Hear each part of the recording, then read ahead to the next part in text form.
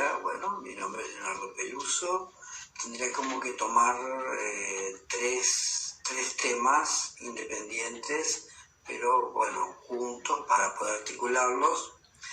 Un tema es qué entiendo yo por sordos, o personas sordas, o comunidad sorda.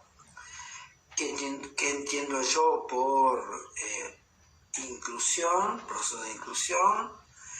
¿Y qué sería la educación? Entendiendo que los procesos de inclusión están pensados sobre la temática o en relación a la temática de la educación. Bien. Empezamos por el primer tema que se había dicho, ¿qué entendemos nosotros por persona sorda, comunidad sorda, sordos, sordas? Bueno, viene larga literatura sobre este tema y enormes debates, y básicamente la gran pregunta es, ¿los sordos son personas que no oyen, o discapacitados auditivos, o hablantes de una lengua de señas? Es decir, son formas distintas de entender la situación y a su vez son compatibles unas con otras. Bien, ¿qué quiere decir que alguien no oye? Bueno, eso tiene que decir que tiene que ver con una realidad del cuerpo.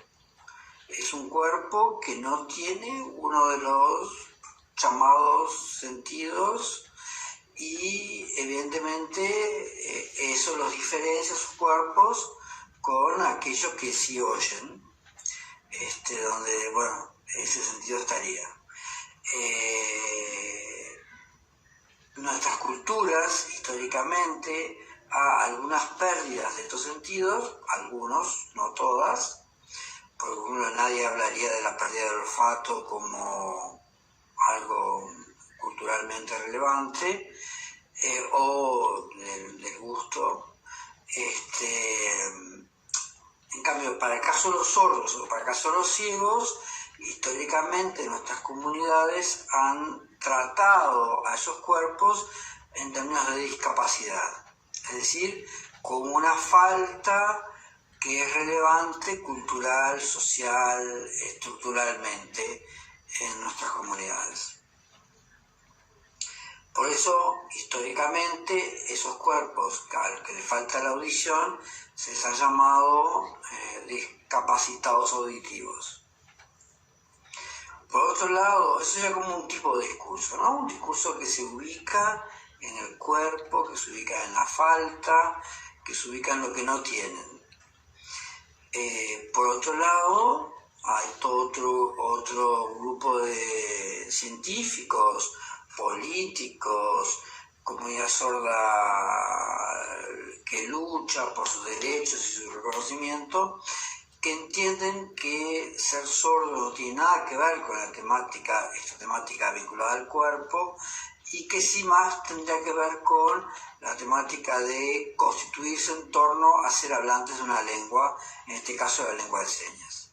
Es decir, desde esta perspectiva, ya no sería la perspectiva de la falta, sino la perspectiva de lo positivo, la sordera se entiende como una identidad lingüístico-cultural que es en la cual el grupo se identifica o se constituye en torno a ser hablantes de una lengua de señas y todo lo que eso implica a nivel patrimonial, identitario, etc. La pregunta acá, porque muchas veces vamos a encontrar discursos donde, sí, los sordos son discapacitados auditivos que hablan la lengua de señas. ¿Es compatible? Inclusive la propia ley que tenemos en Uruguay, que reconoce la lengua de señas, también coloca a la temática de los sordos en conjunto con la discapacidad, y la ley de discapacidad también. Entonces, la pregunta es, ¿se puede entonces decir que los sordos son discapacitados auditivos que hablan la lengua de señas? Yo creo que no. Creo que son dos discursos que se juntan, pero que en realidad son incompatibles. Porque si yo pienso en la discapacidad auditiva, en los sordos en términos de falta, lo estoy caracterizando desde un lugar que está vinculado al cuerpo y a lo negativo. En cambio, cuando yo pienso a los sordos en términos de hablante de una lengua de señas, lo estoy pensando en términos de cómo pensaría, por ejemplo, qué diferencia hay entre franceses y uruguayos. Bueno, o de hispanohablantes. Y los franceses hablan francés y los hispanohablantes hablan español. No los pensamos en términos de falta. Entonces, cuando realmente entendemos que los sordos son hablantes de una lengua de señas, se nos va por completo la temática de la falta y se recoloca el tema de la perspectiva desde otro lugar, es decir, del lugar de lo positivo, del lugar de lo que tienen, del lugar del que realmente los constituye en su identidad. Porque los sordos, si uno le pregunta a un sordo, ¿cómo te definís como sordo?, mayoritariamente le va a decir hablante de una lengua de señas. Aunque después diga, bueno, no oigo, etc. Pero el tema de hablante de lengua de señas es lo constitutivo de su identidad. Y es lo importante porque en realidad reubica la temática en el plano de los estudios culturales, etc., y no en el plano médico, clínico, etc. Entonces, de la perspectiva en que yo voy a colocar hoy esta propuesta de los procesos de inclusión de los sordos, tiene que ver con esta mirada, ¿no? Los sordos dentro de lo que podríamos hablar como hablantes de una lengua de señas y no dentro de lo que sería el gran depósito de la discapacidad.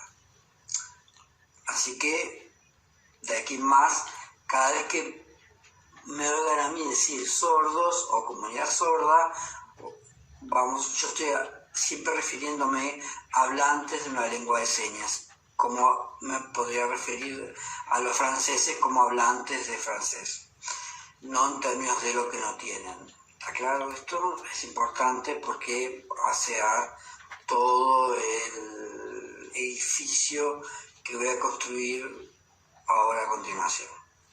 ¿Qué son los sordos? Un temita más. Esto coloca el tema de los sordos dentro de lo que llamaríamos los estudios sordos. Así como hay estudios latinoamericanos, estudios uruguayos, etc. Estudios sordos, que son estudios que anclan perspectivas políticas, históricas, geográficas, literarias, discursivas, etcétera, que anclan todo en torno a el tema de los sordos como hablantes de una lengua de señas con una perspectiva política, ideológica que tiene que ver con esto, ¿no? Entonces, podemos decir que yo me voy a ubicar en el campo de los estudios sordos. Es un campo que, como vuelvo a decir, articula varias disciplinas en torno a esta idea de que los sordos son hablantes de una lengua, ¿no? Entonces, desde ahí que voy a hablar de la educación de los sordos, la historia de los sordos, la demografía sorda, etc. Bien, el otro punto al que me quería referir, punto 1, ¿se acuerdan? Eran 3. 1, que son los sordos. 2, cómo entiendo yo la inclusión. Y el tercero, bueno, el tema de la educación de los sordos como ese espacio donde se debate o se discute el tema de la inclusión. Bueno, ¿cómo entiendo yo la inclusión? El tema de la inclusión creo que es un tema que tiene un perfil político muy fuerte. Es decir, cada persona que habla de la inclusión debería anunciar de dónde habla. Y yo creo que ahí está el gran problema de que no todos hablamos de la inclusión desde el mismo lugar. Y por lo tanto yo soy bastante crítico con los discursos generales que se han instalado en relación a la inclusión. Para mí el punto central para pensar la inclusión creo que es la ideología de la normalidad. ¿Por qué creo esto? Porque en realidad creo que históricamente en Uruguay, y en la mayoría del mundo creo, y si no lo decir todos, estamos pensando en la inclusión desde la ideología de la normalidad. ¿Qué quiere decir esto? Quiere decir, la ideología de la normalidad construye o distribuye el mundo social en términos de los que están dentro y los que están fuera, los que son normales y los que están en los márgenes, los que son anormales, los que tienen cuerpos o formas de pensar o formas de estar en el mundo que no se adaptan a lo que la normalidad establece. Entonces, en general, cuando hablamos de ideología de la normalidad, hablamos de esa ideología que nos domina a todos, donde colocamos a todas las personas que nos rodean y al mundo social que nos rodea en términos de los que están adentro y los que están afuera.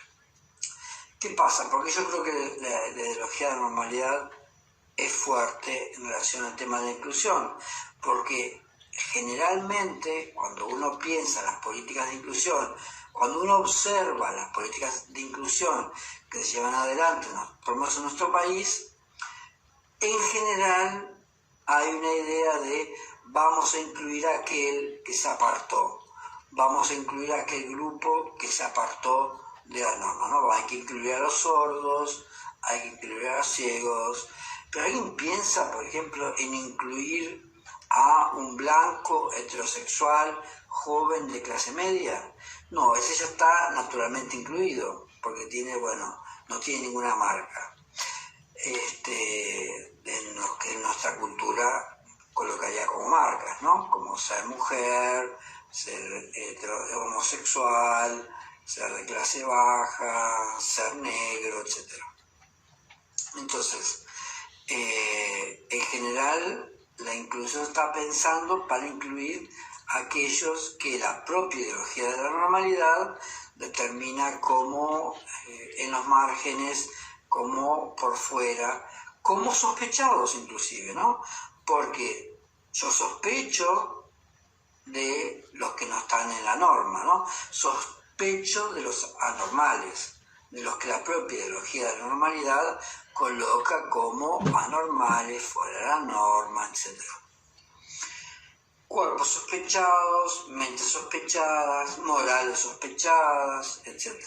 Entonces, lo que hace la ideología de la normalidad es construir esta dicotomía y, a mi criterio, las políticas tradicionales de inclusión o de integración lo que buscan es, vamos a ver cómo esos pobrecitos que están en los márgenes o cómo esos pobrecitos que están por fuera pueden ser incluidos en los sistemas